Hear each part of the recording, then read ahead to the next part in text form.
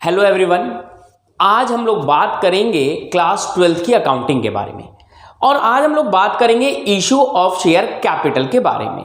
तो इशू और share capital से मैं ज़्यादा थ्योरी नहीं बताने वाला, थोड़ी सी थ्योरी करेंगे और फिर हम देखेंगे कि कैसे कंपनीज अपने शेयर्स इशू करती है, कैसे हम उसकी अकाउंटिंग करने वाले हैं और किस टाइप के क्वेश्चंस बोर्ड में पूछे जाएंगे, कितना टाइम लगना चाहिए और क्या क्या होने वाला है, वो सब चीज़ें बाद हम लोग करेंगे। तो आइए स्टार्ट करते हैं बेटा आज का टॉपिक, जिसका नाम है अकाउंटिंग फॉर शेयर कैपिटल। तो बेटा जब हम बात करते हैं शेयर्स की, जब कंपनी फंड को रेज करने के लिए अपने शेयर्स इशू करती है, तो सबसे पहला क्वेश्चन टाइप्स ऑफ शेयर कि काइंड्स ऑफ शेयर्स, यानी कि कितने टाइप के शेयर्स कंपनीज इशू करती हैं। तो बेटा इसमें हम लोग बात करेंगे equity shares and preference shares, यानी कि जब कंपनी अपने शेयर्स इशू करती है तो या तो अपने इक्विटी शेयर्स इशू करती है या फिर वो अपने प्रेफरेंस शेयर्स इशू करती है, या दोनों इशू होते हैं। यानी कि काइंड ऑफ शेयर्स में जब क्वेश्चन आएगा तो आप बात करेंगे preference shares and equity shares के बारे में। उसके बाद आता है बेटा issue of shares for, company अपने शेयर्स इशू क्यों कर रही है।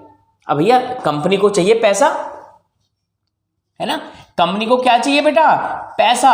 कंपनी चाहती है कि लोग उनके शेयर्स खरीदें और उन्हें पैसा दें, और कंपनी के पास जब पैसा आएगा उनकी कैपिटल रेज हो जाएगी और वो उस फंड को अपनी ऑपरेटिंग एक्टिविटी में यूज करेंगे। लेकिन कंपनी केवल कैश के लिए ही शेयर्स इशू नहीं करती। अगर कंपनी दूसरे लोगों से या दूसरी कंपनी से किसी से भी कुछ सर्विसेज लेती है या असेट्स लेती है तो उसके बदले में भी वो उन्हें शेयर्स दे सकती है, यानी कि अदर देन कैश। यानी कि अब हमें पता लग गया जी, जब कंपनी अपने शेयर्स को इशू करती है तो उससे वो कैश भी रेज कर सकती है, यानी कि पैसा भी आ सकता है उसके पास, और उसके अलावा असेट्स लेने के बदले में या सर्विसेज के बदले में भी शेयर्स इशू किए जा सकते हैं। नेक्स्ट है बेटा व्हाट इज इशू प्राइस। अब ये इशू प्राइस क्या होता है, तो सबसे पहले एक चीज समझेंगे बच्चे, जब कंपनी अपने शेयर्स इशू करती है तो शेयर का मतलब हो गया एक सर्टिफिकेट दे रही है कि आप हमें पैसे दो, हम आपको एक सर्टिफिकेट देंगे। उस सर्टिफिकेट का क्या नाम होगा बेटा, शेयर। और इस शेयर की एक वैल्यू होगी, क्योंकि हर एक प्रोडक्ट की एक एमआरपी होती है ना, एक वैल्यू होती है, ऐसे ही शेयर की भी एक वैल्यू होगी, जिस वैल्यू को आप कहते हैं बेटा फेस वैल्यू या फिर नॉमिनल वैल्यू, राइट। यानी कि जब कंपनी अपने शेयर्स इशू करती है तो बताती है कि हमारे शेयर की फेस वैल्यू यानी कि उसका एमआरपी क्या है। अब जब कंपनी अपने शेयर्स इशू करेगी तो उसका इशू प्राइस क्या होगा। बेटे कंपनी कहती है कि भैया जितने का हमारा एमआरपी है हम उतने पे ही बेचने के लिए तैयार हैं। कंपनी कहती है हमारा एक 10 रुपीज का शेयर है, हम आपको 10 रुपीज में ही दे देंगे, ले लो। तो बच्चे this is called at par, यानी कि 10 रुपीज का शेयर कंपनी ने 10 रुपीज में ही दे दिया, इसे आपने कहा एट पार।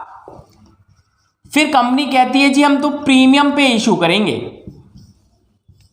अब हमने कहा जी ये प्रीमियम क्या है। कंपनी कहती है हमारी गुडविल बहुत अच्छी है, रेपुटेशन बहुत अच्छी है, हम 10 रुपीज के शेयर को 10 रुपीज में नहीं बेचेंगे, 10 से ज्यादा में बेचेंगे। यानी कि हमारा जो इशू प्राइस है वो 10 रुपीज से ज्यादा होने वाला है। कितना ज्यादा, इसकी कोई लिमिट नहीं है। 10 का 20, 30, 40, 50 भी हो सकता है। अब क्वेश्चन आता है क्या कंपनीज अपनी नॉमिनल वैल्यू से कम में शेयर्स इशू कर सकती है, तो इसका आंसर है बेटा no. Companies can not issue their shares at discount, यानी कि company according to new companies act 2013 companies can not issue their shares at discount. यानी कि जब भी कंपनीज अपने शेयर्स इशू करेंगी तो उनके पास दो ही ऑप्शन है बेटा, एट पार, एट प्रीमियम। यानी कि यहां से समझ में आ गया कि इशू प्राइस का मतलब है या तो पार या प्रीमियम। अब जब कंपनी ने कहा कि हम अपने शेयर्स बेच रहे हैं भैया, जिसको जितने चाहिए वो ले लीजिए, तो अब कंपनी को पैसा कैसे मिलने वाला है, यानी कि लोग कंपनी को पैसा कैसे देने वाले हैं। या तो बच्चे कंपनी कहेगी इन लमसम कि भाई साहब सारा पैसा हमें एक ही बार में चाहिए, आपको जितने शेयर चाहिए ले लो, आपको 1000 शेयर चाहिए ना, आप 1000 शेयर्स ले लो, 10 रुपीज का हमारा एक शेयर है और आप 10,000 रुपीज हमें दे दो।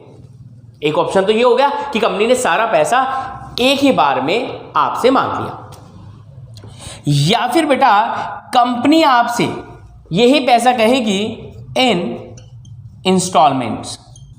कंपनी ने कहा डोंट टू वरी, हम सारा पैसा आपसे एक साथ नहीं मांगेंगे, हम आपसे पैसा लेंगे लेकिन आपकी इंस्टॉलमेंट्स बना देंगे। यानी कि आप सबसे पहले पैसा दीजिए कब, जब आप देंगे एप्लीकेशन, उसके बाद हम जब आपको शेयर्स अलॉट करेंगे थोड़ा पैसा आपसे तब ले लेंगे, और उसके बाद अगर हम आगे भी इंस्टॉलमेंट्स बनाएंगे तो उन्हें हम कहेंगे कॉल्स। कॉल्स में केवल एक ही कॉल नहीं होती बेटा, फर्स्ट भी हो सकती है, सेकंड भी हो सकती है, थर्ड कॉल्स भी हो सकती है। यानी कि जब मैं इंस्टॉलमेंट की बात करूंगा तो इंस्टॉलमेंट का मतलब है कि कंपनी ये 10,000 रुपीज को एक ही बार में ना मांग के इंस्टॉलमेंट्स पे आपसे मांग रही है। एप्लीकेशन पे दे दो, अलॉटमेंट पे दो, फिर कॉल्स पे दे दो। ठीक है बेटा, तो ये था एक छोटा सा इंट्रोडक्शन।